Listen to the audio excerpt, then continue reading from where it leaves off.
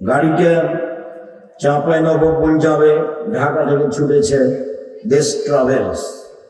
সূর্য ডুবার সাথে সাথে গাড়িতে আলো দিলে, এই ছেলে গাড়িতে আলো দিলে কেন? মালিকে বলেছে সূর্য ডুবার সাথে সাথে গাড়িতে আলো দিতে হবে। মালিক হিন্দু নাকি? এই কাজ তো হিন্দুদের। ব্যাপারটা কি বলার সময় বলছে, শাহ মখদুম রহমতুল্লাহ আলাইহির পবিত্র জমিনের লক্ষ্যে ছুটছে গাড়ি। শাহ মখদুমের বাবার জমি। অবাক কথা, কালিমায়ের বাবের আকাশ, ওর মায়ের আকাশ, আল্লাহর আকাশ। আমি যখন সিলেক্ট করে দাঁড়ালাম 5,000 কোটি টাকার মামলা নিয়ে, তা আমাকে জজ বলছে, আপনি কি পিস টিভির আলোচক? বললাম জি। আপনার মামলাটা খারিজ করে দিলাম। সত্য পথে থাকেন, যা হবে হবে। চুরি হোক, ফাঁসি হোক, অল্প দিন বাঁচতে এসেছি। আমি শিরক করে বাঁচতে রাজি নই। ইনশাল্লাহ আমি কখনো শিরক করে বাঁচতে রাজি থাকবো না। ঢাকাতে করোনা হয়েছে, এক লোককে দেখতে গেছি, জামিয়া সালাফিকে ভালোবাসে এই জন্য। তখন ওরা 2 ভাই বোন আছে, আর ছেলে মেয়ে আমাকে হাতে অনুরোধ করছে, হুজুর ভিতরে যাবেন না, হুজুর ভিতরে যাবেন না, আপনি আমার আব্বার গায়ে হাত লাগান না। বলো কি তুমি?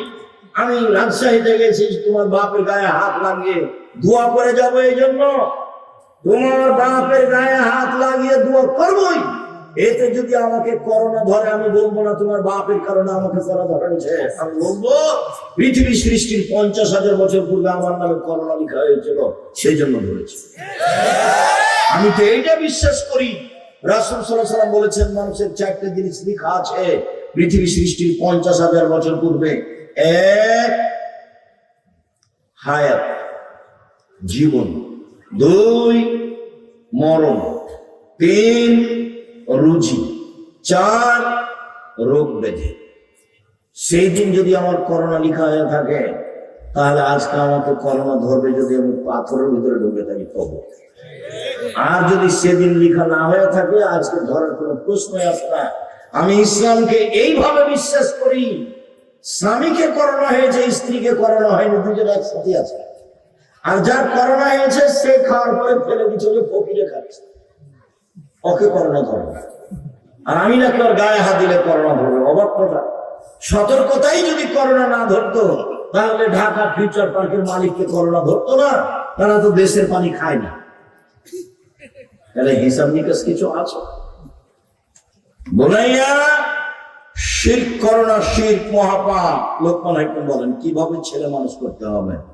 আব্বু আকিমিস সালাত, সালাত আদায় করো। ওয়া'মুর বিল মারুফ ওয়া নাহি আনিল মুনকার, ভালো কাজের আদেশ করো, মন্দ কাজের নিষেধ করো। পিতা ছেলেকে বলবেন, আব্বু সালাত আদায় করো, ভালো কাজের আদেশ করো, মন্দ কাজের নিষেধ করো। তার মানে ছেলে মেয়েকে ভালো কাজ জানতে হবে, মন্দ কাজ জানতে হবে। বাপি জানে না ভালো কাজ কাকে বলে, মায়ও জানে না ভালো কাজ কাকে বলে। চাঁপাইনবাবগঞ্জের নীতিতে বিবাহ দিয়েছে, কত কি বৈঠক করলো, কত থুবড়া আর কত ক্ষীর কাছে, আর কত আমাটা, আর কত গরমটা। তারপরে হঠাৎ একদিন ছেলে হয়েছে, তাই ও বাপ, তাই ও মা। জীবনে 2 দিন কালে জানে না বাপ মা কাকে বলে। চলেন আজকে সিরিয়াল দেখাবো ধারাবাহিক ভাবে। আব্বু সালাত আদায় করো, আব্বু ভালো কাজের আদেশ করো, মন্দ কাজের নিষেধ করো। তার নাম বাপ। আমার ছেলে খুব ভালো, আমার ছেলে খুব ভালো, গোল্ডেন পেয়েছে, আমাকে বড় ডাক্তার করা লাগবে। ওর উদ্দেশ্যই খারাপ। ওর উদ্দেশ্য যে টাকা ইনকাম। তো দেশে অন্যায় দেখতে পায় না, অবিচার দেখতে পায় না।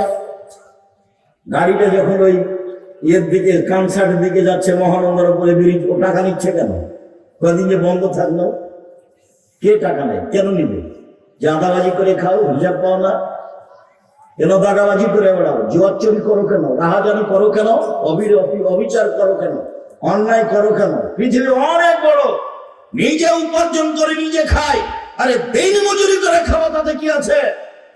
মানুষের বাড়িতে কাজ করে খাবো, অরাজকতার সাথে আমি নই। দোকানে বসে আড্ডা পিটতে রাজি নই।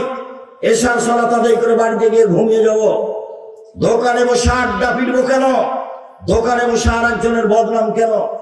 তোমার জীবন 16 আনায় মিছে মনে রেখো। তুমি, তোমাকে দেখলে আমাকে ওই পদ্য বলে মনে হয় যে পদ্যে বলা হলো, বাবু বলছে মাঝিকে, মাঝি চাঁদ কেন বাড়ে কমে রে? মাঝি বলছে ওইসব কি আর আমি জানি? আরে দেখি তোর জীবন 4 আনায় মিছে। মাঝি এসব হয় কেন রে? আমি কি জানি? দেখি তোর জীবন 8 আনায় মিছে। মাঝি বল না এসব গুলো কিভাবে হয়? আমি কি আর জানি? দেখি তোর জীবন 12 আনায় মিছে। বাতাস উঠেছে, নৌকা হিলে উঠেছে। মাঝি বলে বাবু সাঁতার জানো বাবু? বাবু বলছে না রে মাঝি না।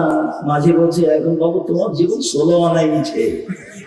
তোমাদের বাপ বেটার জীবন 16 আনায় মিছে। আমি আব্দুল রাজ্জাক বিন ইউসুফ বলে গেলাম। জীবনে কিছু করে গেলে না তোমরা, শুধু মানুষের সাথে অন্যায় অবিচার করে গেলে।